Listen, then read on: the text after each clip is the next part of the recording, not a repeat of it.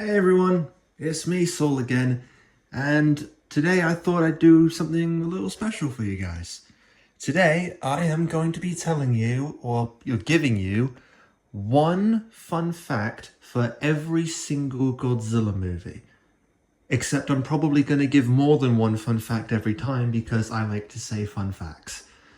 Alright, so I'm not going to waste any time, let's get started. So, first up, Gojira.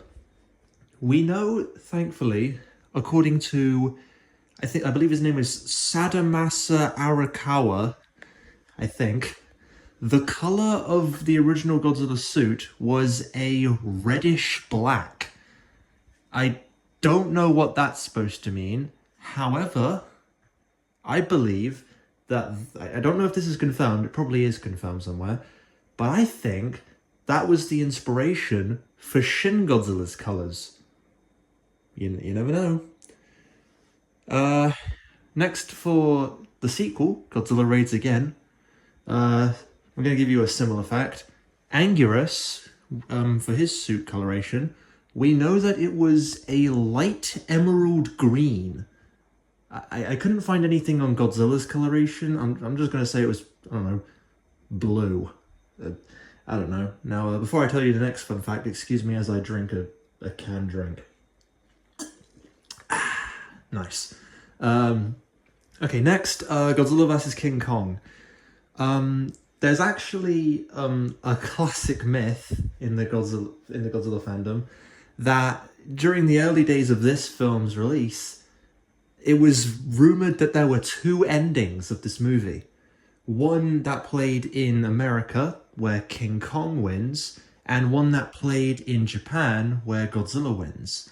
However, while this is complete bullshit, there is actually a little truth to it, as in the Japanese version of the film, when Kong's swimming away with no sign of Godzilla, it's like they say like, oh, Godzilla could come back eventually. However, in the US version, they're like, oh, I hope we've seen the last of Godzilla. And in Japan, actually, at the end of the movie, you hear both of them roar, both Godzilla and King Kong, but in the American version, you only hear Kong roar. Which I guess makes sense. I don't know. Okay, next is Mothra versus Godzilla. So in this movie, there's a scene where Godzilla literally trips over and smacks his head against a pagoda. I think that's what those are called, a pagoda. And after that, you can see his upper lip wobble all the time. That's because the suit lip broke when it hit the pagoda, but they never fixed it because the production team actually liked the way it looked. And I've always found that funny. Next is Three Giant Monsters, the Greatest Battle on Earth, or Ghidorah the Three-Headed Monster, whichever title you like more. King Ghidorah went through quite a few different colours before finally settling on gold.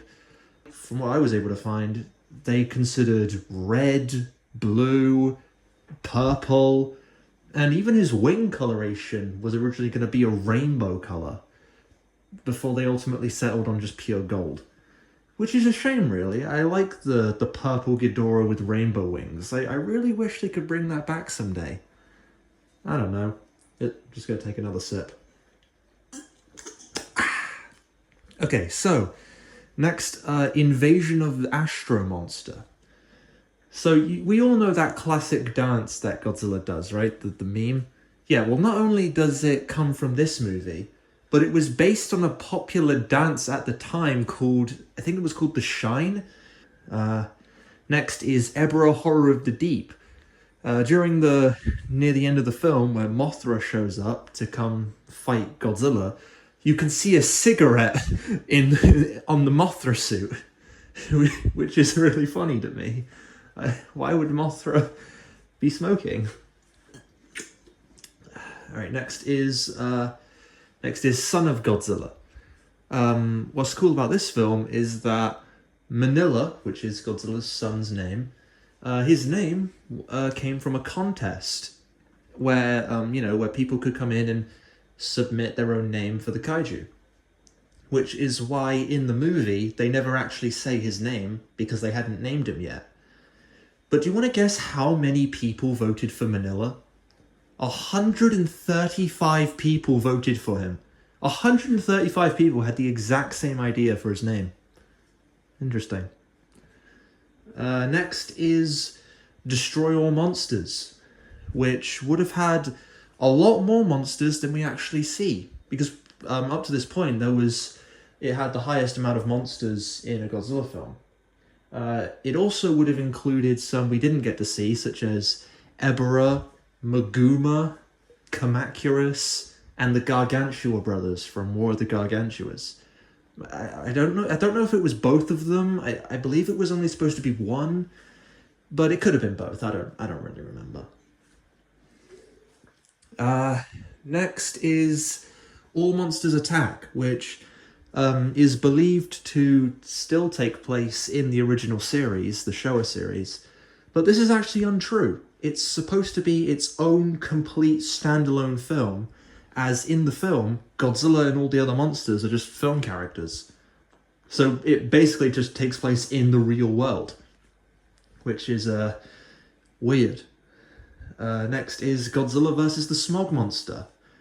In the movie, a bunch of toxic sludge covers a cat. And most likely that cat probably died not too long after. Godzilla on Monster Island. Gigan was actually supposed to have more abilities than what we see in the film. I'm sure a lot of you already knew about his laser, but he was also originally supposed to have one of his hands be a mace, or like a flail of some kind.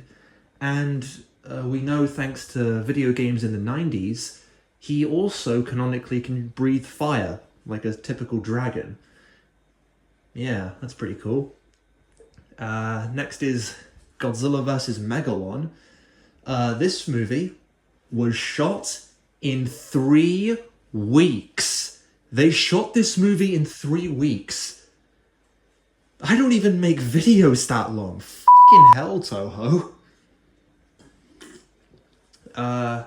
Next is the 20th anniversary film, Godzilla vs. Mechagodzilla, or Godzilla vs. the Cosmic Monster, if you were in America at the time.